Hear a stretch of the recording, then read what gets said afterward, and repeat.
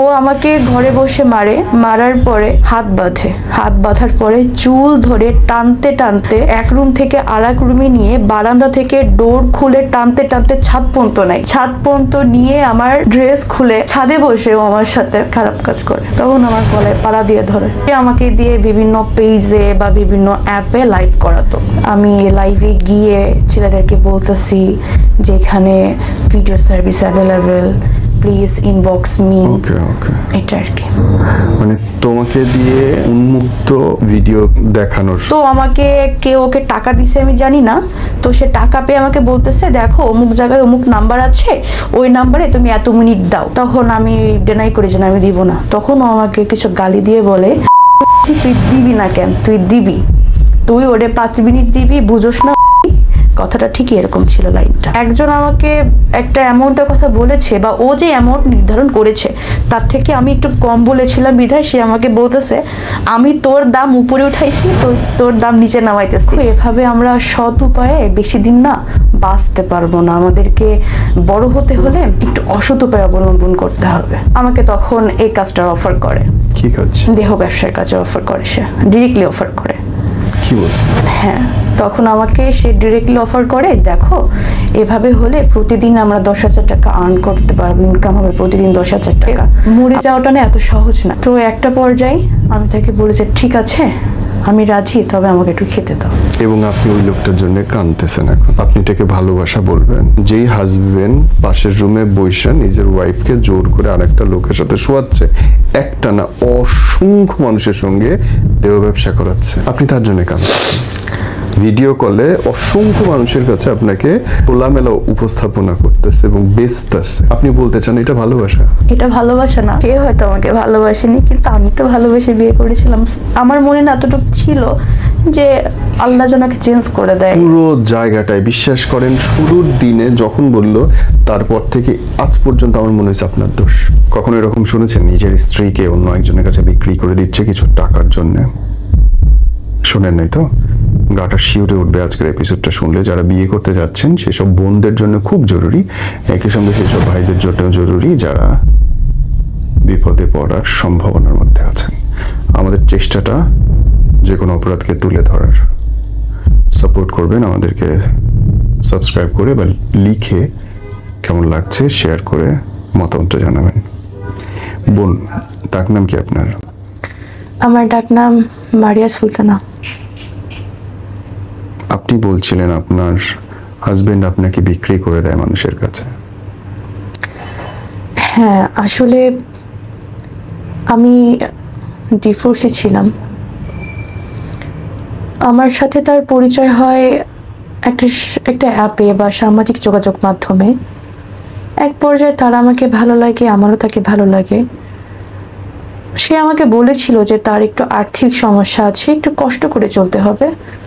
ঠিক আছে, সমস্যা নেই, আমি অভাবের ভিতরে বড় হয়েছি, আমি সারভাইভ করতে পারবো। তো তাকে ওইভাবে বিয়ে করার প্রথম 1 মাস এমন অবস্থা গেছে আমাদের, আমরা 2 দিন আসলে ঠিক মতো খেতে পারিনি। খাবারের কষ্ট? হ্যাঁ, খাবারের কষ্ট, জামা কাপড়ের কষ্ট, ঠিক মতো বাসা ভাড়াটা বেয়ার করতে পারিনি। সব দিক থেকে এক প্রকার কষ্ট গেছে। তখন আর কিছু উপায় না পেয়ে আমি যেহেতু ইন্টার কমপ্লিট, সেহেতু আমি যেহেতু মার্কেটিং এক্সপার্ট ছিলাম আগে, আমি চাকরি খোঁজার জন্য বের হই। সেও টুকটাক চেষ্টা করে কিন্তু অতটা না।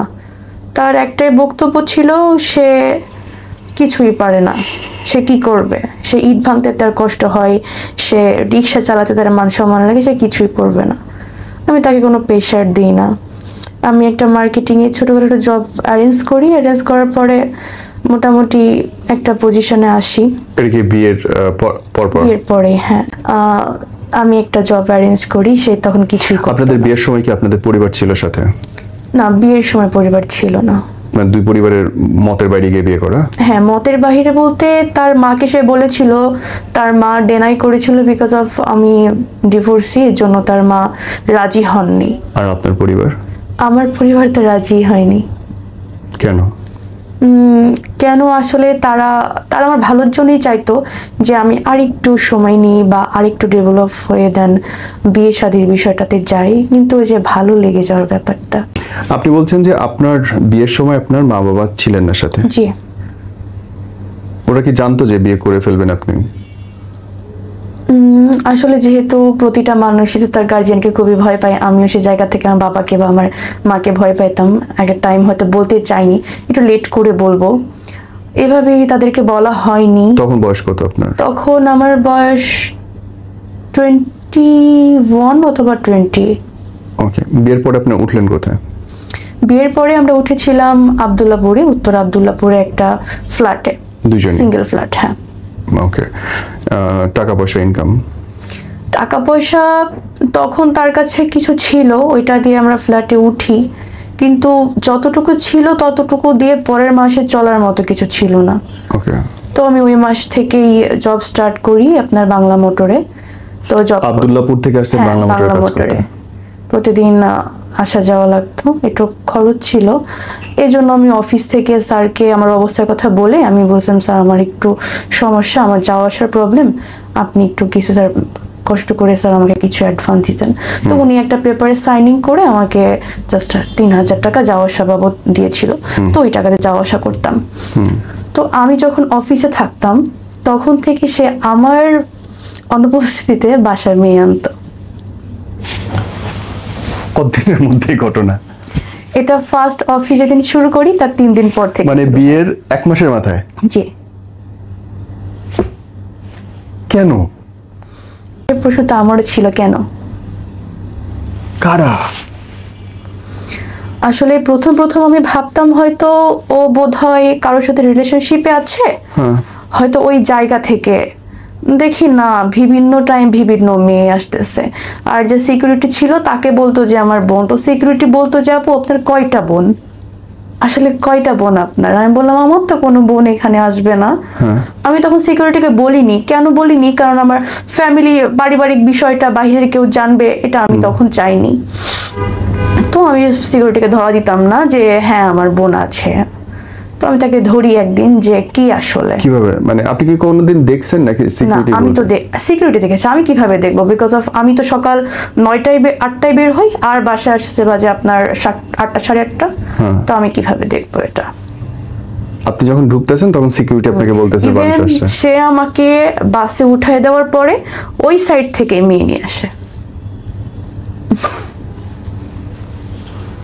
হ্যাঁ, মেয়েরা আবার ওর থেকে টাকা পয়সাও চাই। তো ফার্স্টে যখন আমি এটা বুঝতে পারি যে ও একটা মেয়েকে বাসায় আনতেছে বা এনেছে, তখন আমি তাকে ধরি। সে আমাকে বলে, ওই যে সিকিউরিটি বলেছিল যে আপনার আসলে কয়টা বোন। আর আরেকটা ক্লু পেয়েছিলাম হচ্ছে ওকে একজন হোয়াটসঅ্যাপে মেসেজ করেছিল যে আমার এতটা টাকা লাগবে, কখন? তখন আমি বলি টাকার জন্য আমি চাকরি করতেছি, 2 বেলা খাইতে পারতেছি না। আমি তখন ফিল্ডে জব করতাম, তো আমার হেঁটে হেঁটে জব করতে হতো। তো দুপুরে আমি খেতে পারতাম না। আমি চিন্তা করতাম আমি এখন খেলে রাতে কি খাবো, এরকম। তো টাকার জন্য খেতে পারতেছি না, তুমি টাকা দিচ্ছ মানুষকে কিভাবে? পরে বলা অনেক পুরনো ফ্রেন্ড বিপদে পড়ে গেছে চাচ্ছে। তো তখন থেকে আমার সন্দেহ শুরু হয় যে আসলে মেয়ে মানুষ বিবাহিত ছেলের ফ্রেন্ড হয় ঠিক আছে, কিন্তু এ কেমন ফ্রেন্ড? তুমি তুমি করে বলতেছে, আবার কিছু শব্দ মানে স্নেহময় আদরময় শব্দ যেমন আমরা বলে থাকি শব্দ উচ্চারণ করতেছে। আমি তাকে ডিরেক্টলি ফোন দিয়ে জিজ্ঞেস করি যে আসলে আপনি কে? পরে সে আমাকে বলে আমি তার ওয়াইফ। ওয়েট, মানে আপনি ওয়াইফ, আপনি যে ফোন করলেন তারে, সে বলতেছে সে ওয়াইফ। তখন আমি তো আমার পায়ের তলে থেকে মাটি সরে গেছে যে আমি তার ওয়াইফ, সে আবার ওয়াইফ, মানে ওয়াইফ কয়জন? আমি বললাম আসলে কি আপনি তার বিবাহিত স্ত্রী? পরে সে বলে যে না এখনো বিয়ে করিনি, কিন্তু বিয়ে করব। বললাম বিয়ে করব তাই ওয়াইফ বলতেছেন? পরে বলতেছে যে ও কি বিবাহিত? বললাম হ্যাঁ ও বিয়ে করেছে, 1 মাস হচ্ছে। তো পরে বলে এটা তো আমি জানতাম না। তো তার সাথে কথা বললাম, এক পর্যায়ে জানতে পারি সে আমার বাসায় 1 বার না 52 বার এসেছে। তাদের ভিতরে অনেক কোয়ালিটি টাইমও ছিল, তো অনেকবারই সে বাসায় এসেছে। সে বলেছে যে এটা তার বন্ধুর বাসা, তার বন্ধুর ওয়াইফ আর বন্ধুর হাজবেন্ড চাকরি করে, সেখানে তারা টাইম স্পেন্ড করতেছে। তো এটা যখন একদম পুরাই আমি জেনে যাই, তখন ওই মেয়েটাকে প্রচন্ড গালিগালাজ করে আমার এক্স হাজবেন্ড। হ্যাঁ, কেন করে, তার দোষ কি, সে কেন বললো আমার কাছে। আচ্ছা, তো ওই মেয়েটাকে সব জায়গায় ব্লক করে দেয়, নাম্বার ডিলিট করে দেয়। আর আপনি আপনার হাজবেন্ডের কাছে জবাব দিতে চাইলেন না? হ্যাঁ চেয়েছি যে আসলে কেন। পরে বলে আসলে একা একা থাকি তো সময় যায় না। তখন আমি ছেড়ে দিচ্ছি, ঠিক আছে আমি চাকরি বাকরি কিছুই করতে পারবো না, তোমার সংসার তুমি কিভাবে চালাও সেটা তুমি জানো, আমি কিচ্ছু করতে পারবো না। তখন আমার থিঙ্ক ছিল এটা, সে আমার পায়ে ধরে মাফও চায়, আমি মাফ করে দিই, কারণ এটা আমার দ্বিতীয় বিবাহের জন্য। সে কিভাবে চালাবে তার পার্সোনাল ম্যাটার। এখন আমি চাকরি ছেড়ে দিই। তখন ছেড়ে দেওয়ার পরে সে মোটামুটি কাজ করে না, বাট কই থেকে টাকা আনে এটা আমি বলতে পারবো না। টাকা আনে? হ্যাঁ টাকা আনে, কিন্তু কাজ করতো না। তাইলে কি করতো? এটা আমি বলতে পারবো না। তো একদিন সে আমাকে অফার করে যে দেখো জীবনে বড় হতে গেলে অনেক স্যাক্রিফাইস করতে হয়। খুবই স্বাভাবিক, স্বাভাবিক অনেক স্যাক্রিফাইস করতে হয়, এটা স্বাভাবিক, কিছু পেতে হলে কিছু হারাতে হয়। তো বলতেছে দেখো এভাবে আমরা সৎ উপায়ে বেশি দিন না বাঁচতে পারবো না, আমাদেরকে বড় হতে হলে একটু অসৎ উপায় অবলম্বন করতে হবে। আচ্ছা যেমন? পরে বলে দেখো তোমার ভয়েস খুবই ভালো আছে, তুমি দেখতে শুনতে অনেক সুন্দর, এই যে ভিগো লাইভ না কি বলে, তো ওইটাই নাকি লাইভ করলে অনেক পয়েন্ট পাওয়া যায়, পয়েন্ট ভাঙায় অনেক টাকা আর্ন করা যায়। তো এভাবে কিছু আমাকে অফার করে। সত্যি বলতে আমি মিথ্যা কিছু বলবো না, আমি ফার্স্টে বলি ঠিক আছে, যদি এই লাইফটা করলে যদি টাকা আসে ঘরে বসে কি সমস্যা, ঠিক আছে আমি করব। যখন দেখলো যে না এটা থেকে আসলে কিছুই হচ্ছে না, তখন আমাকে বাদ দিতে বললো। আমিও বাদ দিয়ে দিলাম। বাদ দেওয়ার পরে সে আমাকে বললো এভাবে হবে না, আর একটু কষ্ট করতে হবে। কেমন কষ্ট? তাহলে আমাকে তখন এই কাজটার অফার করে। কি কাজ? দেহ ব্যবসার কাজে অফার করে, সে ডিরেক্টলি অফার করে। কি বলছিল? হ্যাঁ তখন আমাকে সে ডিরেক্টলি অফার করে দেখো এভাবে হলে প্রতিদিন আমরা 10,000 টাকা আর্ন করতে পারবো, ইনকাম হবে প্রতিদিন 10,000 টাকা, আমরা 2-3 মাসের ভিতরে আমরা সেটেল হয়ে যেতে পারবো, আমার অনেক দেনাদায়িক আছে ওইগুলো শোধ হয়ে যাবে, আমরাও সেটেল হয়ে যাব, আমরা তারপরে বিদেশে চলে যাব। টু বি অনেস্ট আমি তখন ডিরেক্টলি না করে দিই যে না, তখন আমি চলে যেতে চাই। ব্যাগটা নিয়ে, আমার যে ব্যাগ ছিল সেটা কাপড় চোপড় গোছায় আমি চলে যেতে চাই। আমি চলে যেতে কেন চাইলাম এইটার জন্য ও তখন আমার প্রথম গায়ে হাত দেয়। ও আমাকে যখন আমার গায়ে হাত দেয় না, খুব ক্যালকুলেশন করে মারতো প্রতিবারই। যেমন ধরেন আপনি ওইখানে বসে আছেন, ঠিক কতটা স্টেপ পেছনে গেলে মানে দৌড়ে এসে একবারে আপনার মুখে লাথি দেওয়া যায়। সে খুব ক্যালকুলেশন করে মারতো। সে বেশিরভাগ মুখে মারতো, পিঠে মারতো, আর হচ্ছে মাথায় মারতো, শরীরে কখনো মারতো না।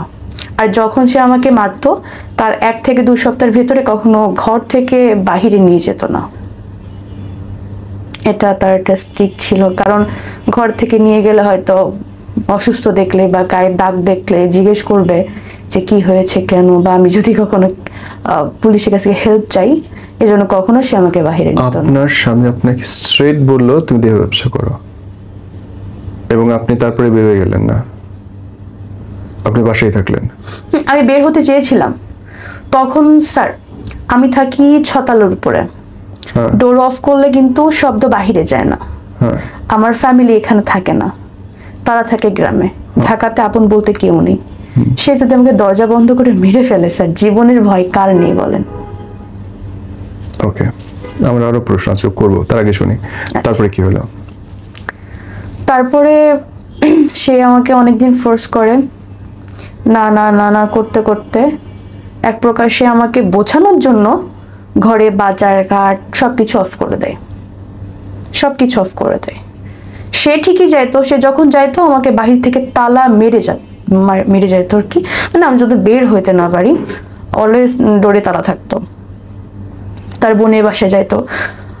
আরো ঘটনা আছে, আসলে তার বোনের বাসা বলতে তার বোনের বাসা না, তার আবার আগে বিয়ে আছে, 13 বছরের সংসার আছে, সে ওইখানে যাইতো, বাট তার বোর পরিচয়টা দিত ছোট বোন হিসেবে, যে ওটা আমার ছোট বোন বড় বোন এইভাবেই আর কি, মানে বোনের পরিচয় বউকে রাখতো। আর আমাকে রুমে এভাবে তালা মেরে চলে যেত। এভাবে 2-1 দিন বাসায় খাবার দিত না। আমি তো মানুষ, আমার তো খাবারের প্রয়োজন আছে, আসলে মরে যাওয়াটা না এত সহজ না। একদম। তো একটা পর্যায়ে আমি তাকে বলি যে ঠিক আছে আমি রাজি, তবে আমাকে একটু খেতে দাও। আমি আমি অনেক খাই না, আমার আমার আসলে কথা বলতে পারতেছি না। আমি তখন আমার পুরো হাইপার শুরু হয়ে গেছে, যে কাঁপাকাঁপি শুরু হয়ে গেছে খিদায়। তখন সে আমাকে বললো যে ঠিক আছে, আমি আমার বোনের কাছ থেকে রান্না রান্না করছে, আমি ভাত নিয়ে আসতেছি। তো এইভাবে ও যখন আমরা আবদুল্লাপুরে ছিলাম তখন ও লোক আনতো। আপনি আমাকে প্রথম দিনটা বলেন। প্রথম দিন থেকে ওই যে বললাম যে যখন আমাকে ফোর্স করলো, খাবার দাবার দিল না, যখন আমি রাজি হয়ে গেলাম তখন থেকে ও হচ্ছে লোক আনা নেওয়া শুরু করে। প্রথম লোক আনার গল্পটা বলেন। প্রথম লোক আনার গল্পটা হচ্ছে ওই দিনই স্যার, ওই দিনই ওকে আমি ফোন করে বললাম, আমার হাতে ফোন ছিল, ফোন করে বললাম যে দেখো আমি পারতেছি না, আমি ঠিক আছে তুমি যা বলবা তাই শুনবো, একটু খাবার দাবার ব্যবস্থা করে দাও। হ্যাঁ, এখন প্রশ্ন এটা যে আপনার কাছে ফোন ছিল, তাহলে আপনি অন্য কোথাও ফোন টোন দিলেন না কেন? অন্য কোথাও ফোন টোন দিই না, তার একটা কারণ হচ্ছে আমার নাম্বারে না, মানে আমার ফোনে নাম্বার দিয়ে হচ্ছে এয়ারটেলের অ্যাপ নামানো। আমি কার সাথে কথা বলতেছি, কয়টা নাগাদ কথা বলতেছি, বা কাকে কাকে ফোন দিচ্ছি, সব কিছু ওর কাছে থাকতো। হোয়াটসঅ্যাপ ওর কাছে ছিল লিঙ্ক আপ করা, আমার ইমো ছিল ওর কাছে লিঙ্ক আপ করা, মেসেঞ্জার নেওয়া ছিল, স্ন্যাপচ্যাট নেওয়া ছিল, সব কিছুই ওর কাছে। ও যখন আমাকে তার আগের দিন মারে না স্যার, তখন আমার মনে একটা ভয় চলে এসেছিল যে যদি কিছু করি, যদি মেরে ফেলে, হতে পারে একটা ভয় ছিল মনে। সে ভয় থেকে আমি আসলে সাহস পাইনি তখন। কিভাবে পাবো? আমাকে সাপোর্ট দেওয়ার মতো কেউ ছিল না। কার কাছে বলবো? ফ্যামিলির কাছে বলবো? ফ্যামিলি তো এই কথা শুনলে নিজে স্ট্রোক করে মরে যাবে। আমার মা আমার বাবা দুজনে হার্টের রুগী। বলিনি ভয়ে। সেদিন ও আসার সময় লোক নিয়ে আসে, সেদিনই লোক নিয়ে আসে। দেন ফার্স্ট যেটা হয়, টাইম ছিল 1 ঘন্টা, 1 ঘন্টা 5 মিনিট, একটু বেশি হয়েছিল, 1 ঘন্টা থেকে 5 মিনিট। 5 মিনিট বেশি কেন হলো, এর জন্য সে আমাকে আবার মারে। সে আমাকে শুধু মারে না, গরম পানি করছিল, ওই গরম পানি আমার গায়ে ঢেলে দেয়, শুধুমাত্র গোসলের নামে, যে এখন গোসল করতে হবে। সে আমার রুম থেকে আমার চুল ধরে টানতে টানতে টানতে টানতে ওয়াশরুমে নিয়ে যায়, যে তোর এখন গোসল করতে হবে বলে আমার গায়ে গরম পানি ঢেলে দেয়। কিছু বলি না। ওই 1 ঘন্টা ও ছিল কোথায়? রুমে ছিল।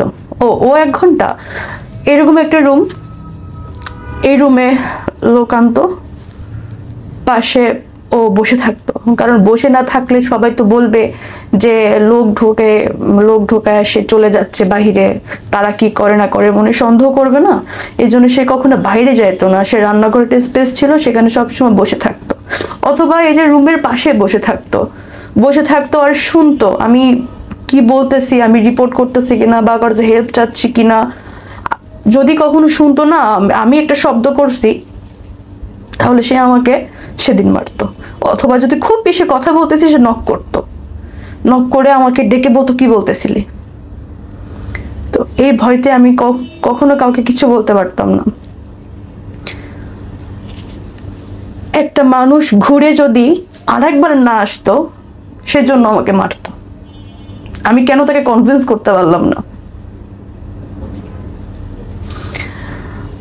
এভাবে চলছে জানুয়ারি, ফেব্রুয়ারি, মার্চ, এপ্রিল পর্যন্ত চলছে। এপ্রিলের পরে আমি সুযোগ পাই, পালিয়ে যাই। প্রত্যেকটা দিন মানুষ আসতেছে। এইভাবে টোটালি আমার থেকে এই পর্যন্ত 3 লাখ টাকা নিছে এইভাবে আপনাকে বিক্রি করে।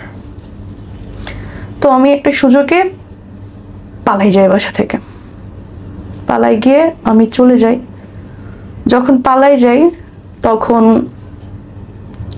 ও আমাকে অনেক ফোন দেয় দিয়ে কান্নাকাটি করে, আমি ভুল করে ফেলেছি, আসলে আমি বুঝতে পারিনি, এই সেই অনেক রকম, মানে ও এতভাবে আপনাকে মানে ম্যানিপুলেট করবে যে আপনি বাধ্য হবেন যে আসলে হয়তো ভুল করে ফেলেছে ছেলেটা, হয়তো সে অনুতপ্ত।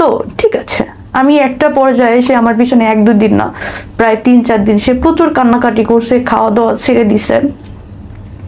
সে কোরআন শরীফে হাত রেখে বলছে যে দেখো আমি ভুল করে ফেলেছি, প্রয়োজনে আমি তোমাকে রাজমিস্ত্রি যোগান দিয়ে ভাত খাওয়াবো, তারপর আমি তোমাকে দিয়ে কাজের কোনো দিন করাবো না, আমার অনেকবার ভুল হয়ে গেছে। যেহেতু সেকেন্ড ম্যারেজ, আমি তাকে সুযোগ দিয়ে আবার হচ্ছে ঠিক আছে। সে ওইখান থেকে বাসা চেঞ্জ করে। বাসা চেঞ্জ করার পরে আমি বলি ঠিক আছে, তোমার কিছু করা লাগবে না, তুমি এটা কাজ করো, খুলনা চলে আসো। আমি এখানে যেহেতু এনআরবি ব্যাংকে মার্কেটিংয়ে জব করতাম, তো আমি মার্কেটিং বা জব করে তোমাকে খাওয়াবো। বলো ঠিক আছে। সে খুলনা চলে আসে। খুলনা চলে আসার পরে কিছুদিন জব করি। একদিন করে হুট করে বলতেছে যে তোমার জব করার প্রয়োজন নেই, আমি একটা জব দেখছি, তুমি বাসায় থাকো, আমি জব করব। ঠিক আছে, ভালো কথা। এইভাবে হচ্ছে কিছু মেয়ের সাথে বোধ হয় ওর কথাবার্তা ছিল, তো ও হচ্ছে মেয়েদের দিয়ে এখন শুরু করে। তখন আর আমাকে দিয়ে শুরু করে না, মেয়েদের দিয়ে শুরু করে। তো খুলনা থাকাকালীন কয়েকটা মাস আমাদের খুবই ভালো কাটছে। আমি জব করেছি, সে বাসায় ছিল, তাকে কিছু করতে দেইনি। হ্যাঁ, দিই নাই, সত্যি বলতে আমি কিছুই করতে দেই নাই, যে ঠিক আছে তোমার কিছু করার লাগবে না, তুমি থাকো। খুলনা যেহেতু আমার জন্মস্থান, সেহেতু আমি অনেকটা ভালো চিনি, সেহেতু এখানে আমার ক্ষতি করতে পারবে না, এতটুকু বিশ্বাস আমার ছিল। আর আমার একটা কি ছিল স্যার, যে মানুষ বিপদে পড়েছে, হাজবেন্ড বিপদে পড়েছে, টাকা নাই, আজকে হয়তো সে খারাপ আছে, কালকে ভালো হলেও হতে পারে, আল্লাহকে কখন হেদায়েত দেয় আসলে কেউ বলতে পারে না। আমি চাচ্ছিলাম যে এতটুকু বুঝুক যে আমি ওর জন্য কষ্ট করতেছি বা আমি ওকে ভালোবাসি। আমি চাকরি করলাম, আর ওর জন্য চাকরি খুঁজতে লাগলাম, যেহেতু ও কষ্টের কোনো কাজ করতে পারে না। আমি চাচ্ছিলাম যে একটা ভালো কোনো রিসেপশনিস্ট বা টি বয় এরকম কিছু একটা জব, যেখানে ও রুমের ভেতর থেকে করতে পারবে, কারণ আমি যে ফিল্ডে কাজ করি, আমার এক মার্কেট থেকে আরেক মার্কেট বা এক অফিস থেকে আরেক যেতে হয় অফিসে, সেহেতু এত কষ্টের কাজ আমি চাচ্ছিলাম না ওকে দিতে। তো খুলনায় ভালো ছিলাম, তখন ভালো বিহেভ করেছে। তারপরে সে হুট করে বলে যে আমার একটা চাকরি হয়ে গেছে। তখন তো আমি খুশি যে আলহামদুলিল্লাহ, আল্লাহ মুখ তুলে তাকাইছে। তো সে আমাকে কক্সবাজার নিয়ে যায়, বললো কক্সবাজারে একটা 5 স্টার হোটেলের ম্যানেজার হিসেবে আমার চাকরি হয়ে গেছে। তখন একটু সন্দেহ লাগে মনে, যে হোটেলের ম্যানেজার।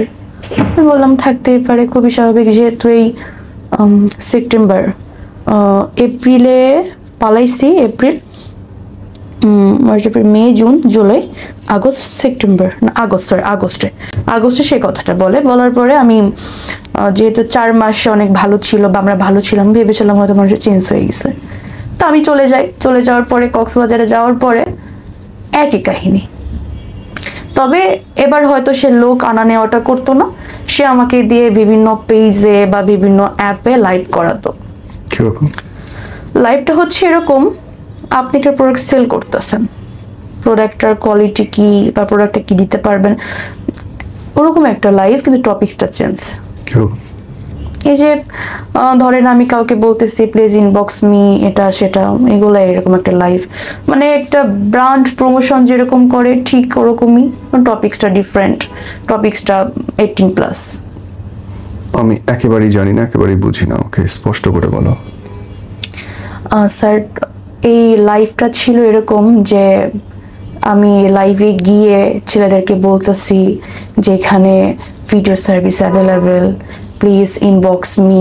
ওকে এটা আর কি, মানে তোমাকে দিয়ে উন্মুক্ত ভিডিও দেখানোর লাইভ করতে বলতে। উন্মুক্ত বলতে যখন আমাকে কক্সবাজার নিয়ে আসে, তখন আমাকে আবার ওই একই জিনিস জোরাজোরি করে, মারধর করে, সেম। তখন আমি বলি যে ঠিক আছে আমি রাজি, কিন্তু একটা শর্ত, আমি আমার মুখ দেখাতে পারবো না। তখন সে বলে যে ঠিক আছে আমার টাকা হলেই হচ্ছে, কিন্তু যদি এটাতে টাকা না আসে তোমাকে মুখ দেখাতেই হবে। বললাম ঠিক আছে। তখন ওই যে বলেছিল যে যদি এটাতে টাকা না আসে তাহলে তোকে মুখ দেখাতে হবে, তখন আমাদের থিঙ্ক কাজ করছে এটা, যে এটা যদি আসলে না হয় তাহলে তো আমি ফ্যামিলিতে বা সব জায়গায় অনেক লাঞ্ছিত হয়ে যাব। তো এই জায়গা থেকে আমার নিজের কাছে মনে হয়েছিল যে পালানো না অবধি বা এখান থেকে সরতে পারতেছি এমন একটা পরিস্থিতি না হওয়া অবধি আমার ওর সাথে তাল দিয়ে চলতে হবে। কারণ স্যার প্রতিদিন তো আসলে মার খাওয়া যায় না, আমি তো একটা মানুষ।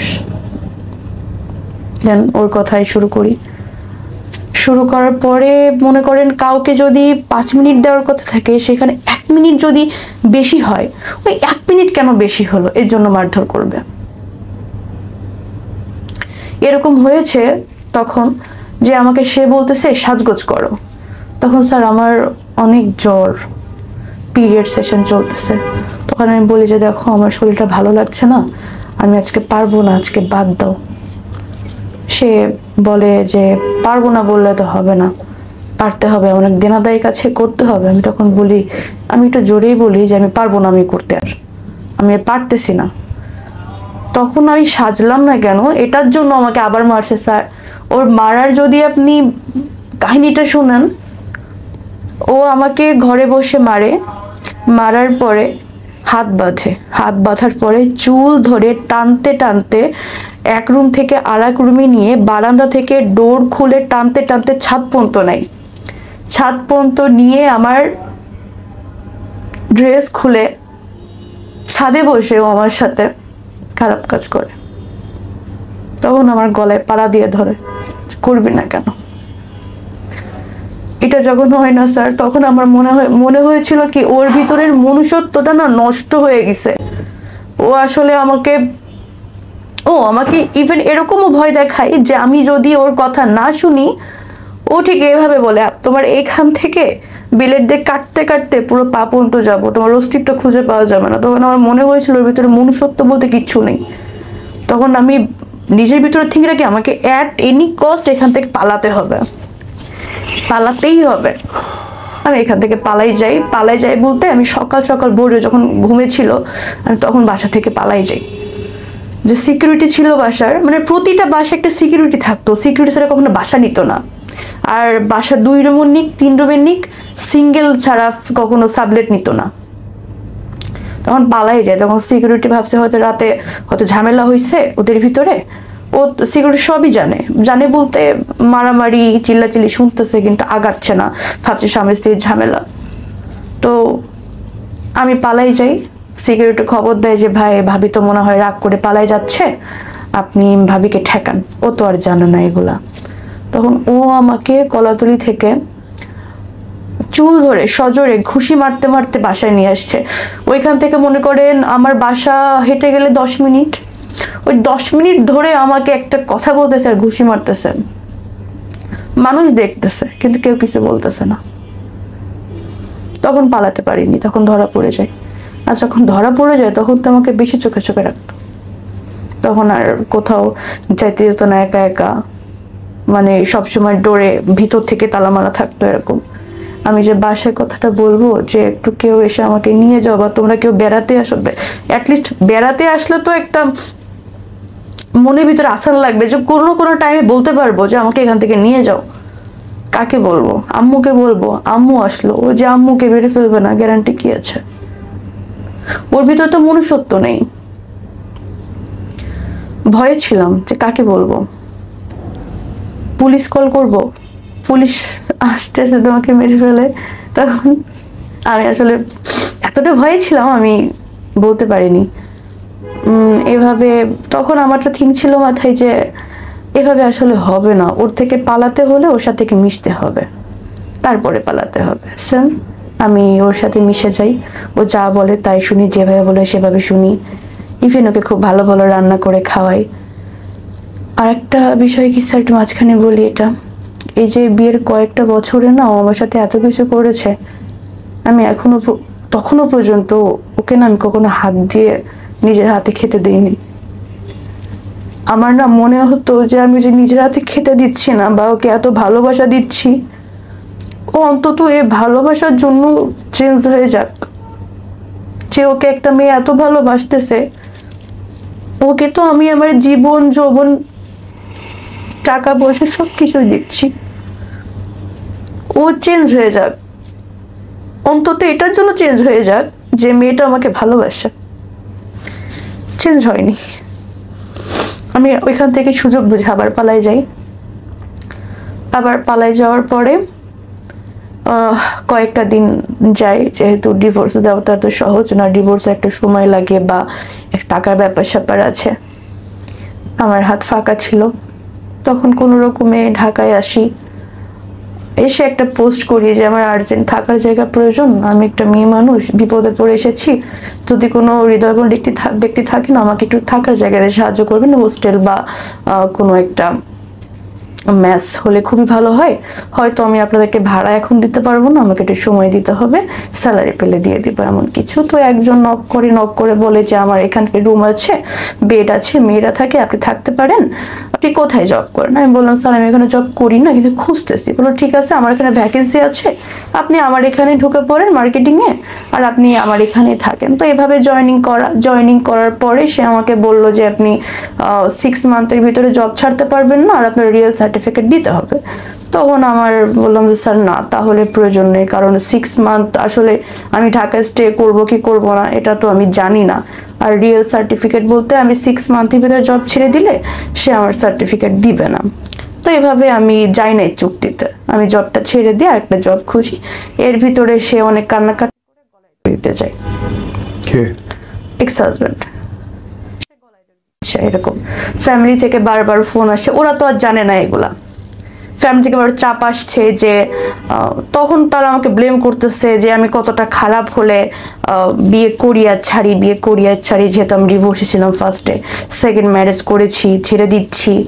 তো তাদের জায়গা থেকে, আর আমার ফ্যামিলিতে কিছু মানুষ আছে যাদের কাজই চর্চা করা, নট অনলি মাই মাদার, আমি আমার আম্মুর কথা বলছি না, আরও কিছু পার্সন আছে তাদের কাজই চর্চা করা। তো তারা আর কি সুযোগ পেয়ে যায় কথা বলার, বিভিন্ন রকম কথা বলে, বাসা থেকে চাপ আসতেছে যে দিচ্ছে, মরে যাচ্ছে এরকম। তো ফার্স্ট আমি তাকে ফোন দিলাম, দিয়ে বললাম যে এগুলো কি শুরু করছেন আপনি? আপনার সাথে হয় না, আমি তো আপনার কোনো ক্ষতি করিনি, আমি তো কি এখান থেকে বের হয়ে থানায় যাইনি, তাহলে আপনি এগুলো কেন শুরু করতেছেন? পরে বলে যে আমি ভুল করে ফেলছি, আবারও আমি এরকম আর ভুল করব না, তুমি দরকার পড়ে স্ট্যাম্প করে নাও, আমি এরকম ভুল আর করবো না, তুমি যদি আমাকে ফিরিয়ে দাও আমি গলায় দড়ি দিব। আমি ফোন কেটে দিই। ফোন কেটে দেওয়ার পরে ওর মা আমাকে ফোন দেয়। ওর মা আমাকে ফোন দিয়ে বলে যে আমার ছেলে হয়তো ভুল করে ফেলছে, আমি ওর মা হিসেবে তোমাকে কথা দিচ্ছি এরকম ভুল আর করবে না, তুমি আমার মুখের দিকে তাকিয়ে ওকে এবার ক্ষমা করে দাও, ওর এরকম কিছু করবে না। আমি কারো কথা শুনিনি, আমি ইগনোর করতেছি। পরে একটা টাইম শুনি যে সে গলায় দড়ি দিচ্ছে। এখন ফ্যামিলি থেকে আমাকে বলতেছে যে যদি ওর কিছু হয়ে যায় দায়ভার কি তুই নিবি, এটা সেটা। ওর মা কান্নাকাটি করতেছে যে আমার ছেলে ভুল হয়তো করেই ফেলছে, তোমাকে জায়গা লিখে দিব, মানে যত রকম প্রলোভন দেখানো যায় আমাকে তত রকম দেখাচ্ছে। কিন্তু স্যার আমার কখনো টাকা পয়সার লোভ ছিল না, কখনোই ছিল না। তখন একটা সময় সে তার মৃত বাবার কসম খায়, সে বলে যে আমি তোমাকে স্ট্যাম্প করে দিব, আমি কখনো তোমাকে মারবো না, কখনো এগুলো করাবো না, বা হচ্ছে আমি তোমাকে আমার জায়গা জমি লিখে দিব যাতে তোমার একটা সেফটি থাকে। আমি বললাম ঠিক আছে, তাহলে আমি ওইখানে যেতে পারবো না, কক্সবাজারের হবে না, আমি ঢাকায় একটা জব নিছি, তোমাকে লাস্ট বারের মতো সুযোগ দিচ্ছি, তোমার সাথে লাস্ট বারের সুযোগই আছে, তুমি যদি এবার ভালো না হও এবার কিন্তু তুমি সুযোগ পাবে না। আমি আসলেই বোকার মতো সুযোগ দিচ্ছিলাম, ভালোবাসতাম তো প্রচুর। ভুলে যায় আসলে মানুষ, দুইটা ভালো কথা বললে, একটু হাসি মুখে কথা বললে ভুলে যায় অনেক কিছু। আমি তাকে আবারও সুযোগ দিই লাস্ট বার বলে। মাঝে আমার ডেঙ্গু পজিটিভ হয়, অনেক অসুস্থ ছিলাম। সুস্থ হওয়ার পরে আমরা আবার 8 নম্বরে বাসা নিই। 8 নম্বরে বাসা নেওয়ার আগ পর্যন্ত সবকিছু ঠিকঠাক ছিল। 8 নম্বরে বাসা নেওয়ার পরে মানে আমার ডেঙ্গু পজিটিভ মানে সুস্থ হওয়ার 1 মাস পরে থেকে তখন আমাকে আবার প্রেশারাইজ করতেছে যে এভাবে হচ্ছে না, বেশি না, তুমি আর একটা মাস করো, আর একটা মাস করলে আমার সব দিনাদেক শোধ হয়ে যাবে, তোমাকে দিয়ে আর করাবো না, আমরা বাইরে চলে যাব বলতে আমাকে বাইরে পাচার করতে চেয়েছিল। যখন আমি ওর এই যে থিংটা আবার দেখতেছি তখন তো বললাম না, ও তো চেঞ্জ হয় নাই। তখন আমি এবার সিদ্ধান্ত নিই যে এবার আর লেট করবো না, এবার ডিভোর্স দিয়েই দিব, কারণ আমি ওর বউ, এই অধিকারে সব করতেছে। তখন এইভাবে ওর কাছে আমি শিকার যাইনি যে আমাকে ডিভোর্স দিব, ভালো মন্দ আমি শিকার যাইনি।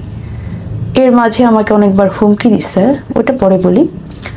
তো একদিন দেখলাম যে আমাকে বলতেছে যে দেখো এই এত মিনিট পাচ্ছে, তুমি একে এত মিনিট দাও। হ্যাঁ, তখন ও আবার আমাকে আবার তালা মারছে, তালা মেরে ওর ওয়াইফের কাছে গেছে, আমি জানতাম না।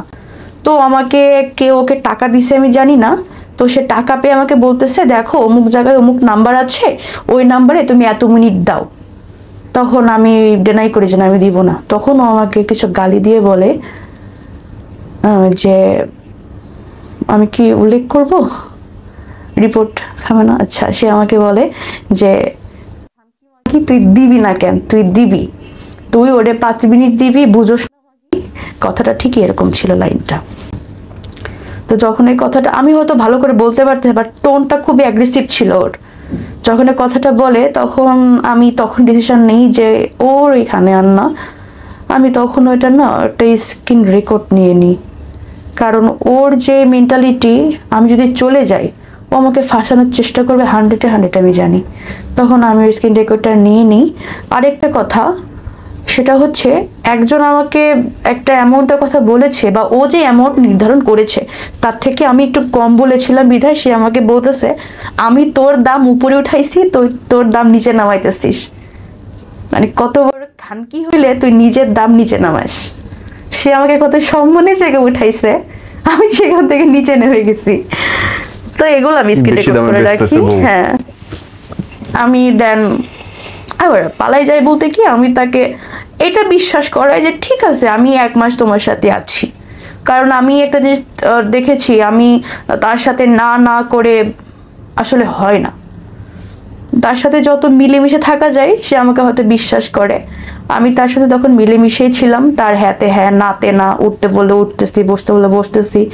এভাবে একদিন পালাই যাই, তখন আমি একেবারে সিদ্ধান্ত নিই যে আমি ডিভোর্স এবার দিয়েই দিব, ডিভোর্স দিয়ে দিব। আসলে আমি পালাই যাই, সে তাকে আমি বললাম যে দেখো ভালোই ভালোই বলতেছে আমার লাইফ থেকে চলে যাও, এতদিন সহ্য করছে, এখন আর না, আমি কিন্তু আবার পুলিশের কাছে যাব।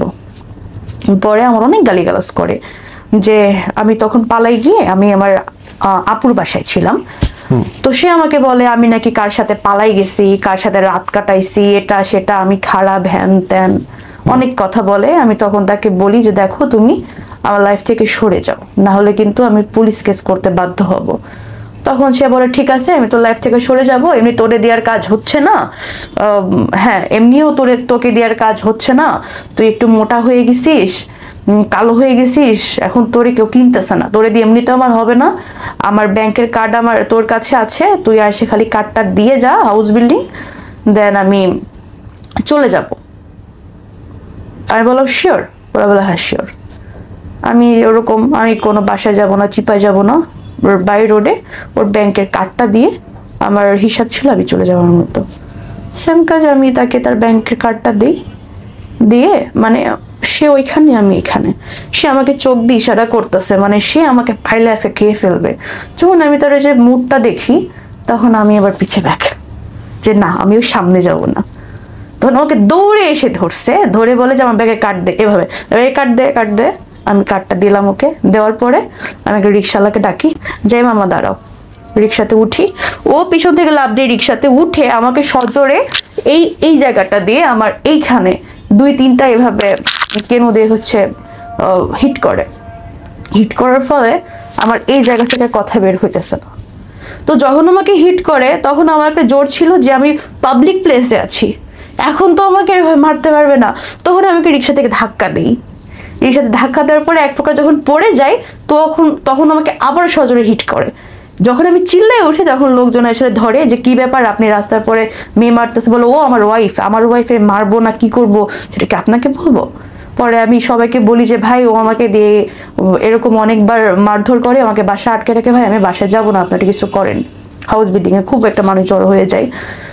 জড়ো হয়ে যাওয়ার পরে তখন ওরা সবাই ধরে যে ভাই আপনি তো মেয়ের এভাবে আটকায় মারতেছেন, মেয়ে তো স্বীকার করতেছে, বলে ভাই না হাজবেন্ড ওয়াইফের ঝামেলা ভাই, মিটমাট হয়ে যাবে, আমি দেখে নিচ্ছি ভাই। তখনও আমাকে লোকের কাছে বলে যে আমি কি তোমাকে সবসময় মারি, তুমি অন্যায় করলে মারি, আচ্ছা ঠিক আছে মারবো না, বাসায় চলো।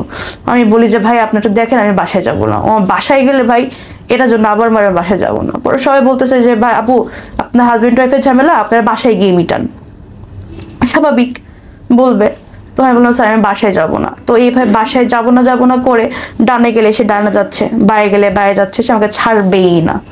বেশ ভালো কথা, এই যে ও আমাকে রাস্তার পরে মারধর করছে এই কথাটা আমার ফ্যামিলি পর্যন্ত যায়। তখন আমার ফ্যামিলি থেকে বাবা মা ফোন দিয়ে তাকে ওয়ার্নিং দেয় যে আমার মেয়ে কিন্তু আগের সংসার ছেড়ে আসছে শুধুমাত্র মারধরের জন্য, তাই না? তুমি যদি এভাবে মারধর করো তাহলে বিষয়টা কেমন হয়ে যায় না, তুমি নেক্সট টাইম কখনো আমার মেয়ের গায়ে হাত দিও না। তোমার ফার্স্ট টাইম ফ্যামিলির কাছে একটা রিপোর্ট যায় সে আমাকে মারছে। তো ফ্যামিলি তো আমাকে বোঝাই যে যেহেতু সেকেন্ড ম্যারেজ তুমি একটু কষ্ট করে থাকার চেষ্টা করো, বিয়ে তো মানুষের বারবার হয় না, মেয়ে মানুষ তুমি একটু কষ্ট করে থাকার চেষ্টা করো। তো আমার মনে তো অন্য কিছু চলতো না, আমি তো জানি আমার সাথে কি হচ্ছে। তখন সে বললো যে ঠিক আছে তোমাকে আমি মারবো না, তোমাকে দিয়ে আমি এগুলোও করাবো না, চলো আমরা বাহিরে চলে যাই। আমি তো জানি ওর মনে কি চলে, আমি বললাম ঠিক আছে যাব। তাকে আমি সেদিন, বিশ্বাস করেন ভাইয়া আমার মনের ভিতরে এটাই ছিল যে আমি ওদিনই পালাই যাব। তাকে যত রকম ভালো বিহেভ করা যায় সেদিন আমি তাকে অনেক পদে রান্না করে খাওয়াইছি, সেদিন আমি তাকে নিজে গোসল করাই দিছি, সেদিন আমি তাকে নিজে রেডি করাই দিছি, সেদিন আমি মানে এত যত্ন করছি ভাই। ওই যে কথায় আছে না, মানুষ যখন শেষ বিদায় হয়, শেষ বিদায় হওয়ার আগে মানুষকে যে সাজসজ্জাটা দেয় না, আমার মনে ছিল এটা আমি আজকে সেটাই করতেছি। ইভেন সে যখন চলে যাবে ভাই আমি তাকে মানে সে ট্যুরে যাবে, সে ট্যুরের জন্য রেডি হচ্ছে, সে ট্যুরে যাবে 2-3 দিনের জন্য, এই জন্য আমি তাকে অনেক রান্না বান্না করে দিচ্ছি। তাকে এটাও অফার করছি যে অনেক দূর তো যাবা, সাথে করে কিছু নিয়ে যাও, খাবা কি বাইরের খাবার খাওয়া ভালো না। তা আমি তাকে সেদিন জড়ায় ধরে ভাই অনেক কান্না করছি। কেন কান্না করছি ভাই, ও তো আমার সাথে খারাপ করেছে কিন্তু আমি তো এরকম ভালোবাসিনি ভাই। আমি তো ভালোবেসে বিয়ে করেছিলাম, এই একটা বছরে কখনো ওকে নিজের হাতে খাইতে পর্যন্ত দিই নাই। নিজের জানে ভাই আমি একটা ডিম একটা দুধ কখনো দেই না, প্রতিদিন হাফ কেজি করে দুধ রাখতো ভাই, একবার দুপুরে একবার রাতে, ডিম একটা দুপুরে একবার রাতে। নিজে কখনো নিজের পরনে একটা দিইনি। এই যে বাসায় এত খরচ হচ্ছে, ইনকাম হচ্ছে, সব আপনার দেহ বেচা টাকা। সব এই টাকাটা যদি আমি বাসায় দিই, আমি বাসায় কেন দিচ্ছি, এটার জন্য আমার মার খেতে হয়। এবং আপনি ওই লোকটার জন্য কাঁদতেছেন এখন। আপনি এটাকে ভালোবাসা বলবেন? যেই হাজবেন্ড পাশের রুমে বসে নিজের ওয়াইফকে জোর করে আরেকটা লোকের সাথে শোয়াচ্ছে, একটা না অসংখ্য মানুষের সঙ্গে দেহ ব্যবসা করাচ্ছে, আপনি তার জন্য কাঁদতেছেন। ভিডিও কলে অসংখ্য মানুষের কাছে আপনাকে খোলামেলা উপস্থাপনা করতেছে এবং বেচতেছে, আপনি বলতে চান এটা ভালোবাসা? এটা ভালোবাসা না, সে হয়তো আমাকে ভালোবাসেনি কিন্তু আমি তো ভালোবেসে বিয়ে করেছিলাম। আমার মনে না এতটুকু ছিল যে আল্লাহ জনাকে চেঞ্জ করে দেয়। পুরো জায়গাটায় বিশ্বাস করেন শুরুর দিনে যখন বলল তারপর থেকে আজ পর্যন্ত আমার মনে হয়েছে আপনার দোষ। অবশ্যই আমার দোষ। আপনার যে শরীর, আপনি যদি চাইতেন তাকে আঘাত করে বেরোয় আসা, 999 কল করে বেরোয় আসা, দুনিয়াতে মানুষ বাঁচতেছে না একা একা কেন? প্রতিটা মোমেন্টে আপনার সুযোগ ছিল ওই লোকটাকে আঘাত করে বেড়ায় আসা, আত্মসম্মান নিয়ে বাঁচার জন্য। ভয় ছিল। 1000টা মানুষের সঙ্গে আপনি কাপড় খুলে দাঁড়াইছেন, সেটার চেয়ে এইটা ভয় বেশি হইলো যে আমার সমাজের লোক কি বলবে?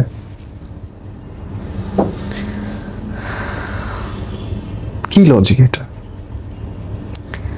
জীবনের একটা ভয় ছিল, হয়তো মেরে ফেলবে, ভয়ে কিছু করতে পারি। এটা বাঁচা? এটা বাঁচা না, এটা তো মরে যাওয়া, জীবিত লাশ। আপনার ভিডিও মানুষের কাছে ঘুরতেছে, আপনার ছবি মানুষের কাছে ঘুরতেছে,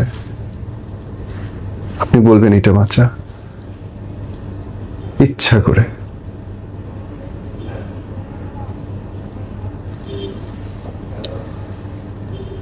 আপনি ওকে সুযোগ দিয়েছেন আপনার উপর অত্যাচার করার। আসলে আমি সুযোগটা দিয়েছিলাম। এবং আপনি আরো 10 জনের ক্ষতি করছেন, ও আরো 10 জনের ক্ষেত্রে একই কাজ করবে। যতদিন ধরা না পড়বে, আপনি কেস না করবেন, এগুলো প্রমাণ না হবে, ততদিন সেম ঘটনা ঘটতে থাকবে। ওর প্রথম টার্গেট হচ্ছে ডিভোর্সি বিধবা মেয়েগুলো, প্রথম টার্গেট। স্বাভাবিক। তারপরে আমি তাকে ডিভোর্স দিয়ে দিই। ডিভোর্স দেওয়ার পরে যেহেতু সে আমাকে দিয়ে কাজগুলো করিয়েছে, আমার একটা মান সম্মানের ব্যাপার আছে, একটা ফিউচার আছে, আমি তাকে বলি যে দেখো তোমার সাথে আমার বনিবনা হয়নি, তুমি যে কাজগুলো করেছো আসলে আমি আর নিতে পারতেছি না, আমি তোমার সাথে থাকতে চাই না, ডিভোর্স লেটার পাঠিয়ে দিয়েছি, দেখে নিও, চেক করে নিও। পরে সে বলে আমি তোমাকে ডিভোর্স দিই নাই, তাহলে ডিভোর্স কিভাবে হলো? বললাম ডিভোর্স হওয়ার জন্য হাজবেন্ডের সাইন করতে হয়, এটা হয়তো আগে ছিল বাট এখন নেই, এটা আমি ডিভোর্স দেওয়া মানে ডিভোর্স কার্যকর হয়ে গেছে, শুধু সময়ের অপেক্ষা। তো সেই এই টাইমটাতে সে আমাকে আবারও সেম এরকম এরকম বলে, বাট এবার আমি আর না মানে না, তাকে সব জায়গা থেকে ব্লক করে দিই। তাকে বলি যে দেখো আমি তোমার নামে কোনো মামলায় যাব না, দয়া করে তুমি আমার সম্মান নষ্ট করো না, আমি তোমার সম্মান নষ্ট করব না, কারণ আমি চাই না কোনো ঝামেলা হোক। সে বলে যে ঠিক আছে কোনো ঝামেলা হবে না, আমি তোমার কোনো সম্মান নষ্ট করব না। তো আমি আসার আগে যতটুকু পেরেছি তার ফোন থেকে আমার আইডি বা আমার জিমেল রিমুভ করে আসার চেষ্টা করেছি, বা যা যা ছিল ওর ফোনে চেষ্টা করেছি রিমুভ করে আসার। তো আমি তাকে বলি, সে আমাকে বলে যে ঠিক আছে আমি করব না, আর তুমি তাহলে আমার কোনো ক্ষতি করো না। আমি বললাম না, আমি তোমার কোনো ক্ষতি করব না, তুমি আমার মান সম্মানটা প্লিজ কেউ না, কারণ আমার একটা ফিউচার আছে, আমার ফ্যামিলি আছে। ঠিক আছে বললো, ঠিক আছে। ও ও এর ভিতরে আমি এবার থানায় গেছিলাম। থানায় যাওয়ার পরে আমি স্যারের কাছে সব কিছু খুলে বলি যে স্যার আমার সাথে এরকম এরকম হয়েছে, স্যার আমি এখন কি করতে পারি, স্যার আমি কি করতে পারি? তখন সে আমাকে দেখে বলল যে আপনার সাথে এতদিন ধরে হয়েছে, তাহলে আপনি এতদিন আসেন নাই কেন? স্বাভাবিক। আমি তখন বললাম স্যার আমি এতদিন আসবো কিভাবে, স্যার কিভাবে আসবো? কারণ সে আমাকে বাসায় আটকে রাখতো, কোথাও গেলে তালা মেরে যেত, কোথাও নিয়ে গেলে তার সাথে নিয়ে যেত, আমি আপনার কাছে আসবো কিভাবে? পরে বললাম আপনি বাহিরে গেলে চিৎকার করতে পারেননি যে বাঁচাও বাঁচাও, বা আমার সাথে এগুলো করতেছে? আমার এগুলোকে আসলে বলা যায়, এগুলোকে আসলে হয় যে আমি বাহিরে গেলাম আর রাস্তার পরে চিৎকার করলাম, এগুলো কি আসলে হয় স্যার? মানে কতটা মেয়ে পারে? বললো যে পারেননি সেটা তো আপনার ফল, তাহলে আপনি এখানে কেন আসছেন আমাদের কাছে? এভাবে অনেক কথা বলার পর আমার মনে হয় যে এভাবে আসলে কিছু হবে না, আমি উঠে চলে আসি।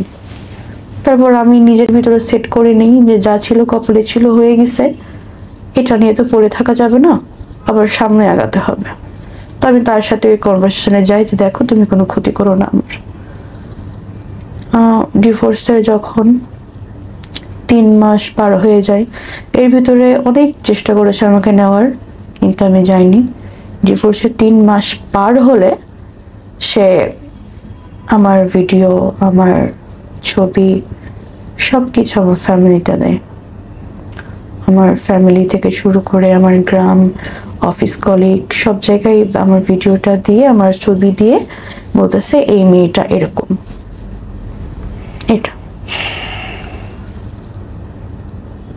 এটা বলার পরে আমার ফ্যামিলি থেকে আমাকে তো প্রেশারাইজ করতেছে যে এটা কেন, কিভাবে।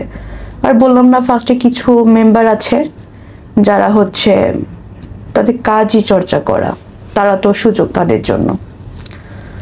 এর মাঝে আবার যখন আমার ডিভোর্স হয়ে যায়, তখন আমি তার বড় বোনের নাম সেভ করা আছে একটা নাম্বারে, আমি ফোন দিয়ে বলি দেখেন আপনার ভাইয়ের ডিভোর্স হয়ে গেছে, আপনার ভাই আমার জন্য বিরক্ত না করে একটু কষ্ট করে তাকে বলে দিন। বলে আপু আমি তোর বোন না, আমি তোর ওয়াইফ, আমাদের 13 বছরের সংসার আছে, আমাদের 3টা বাচ্চা আছে।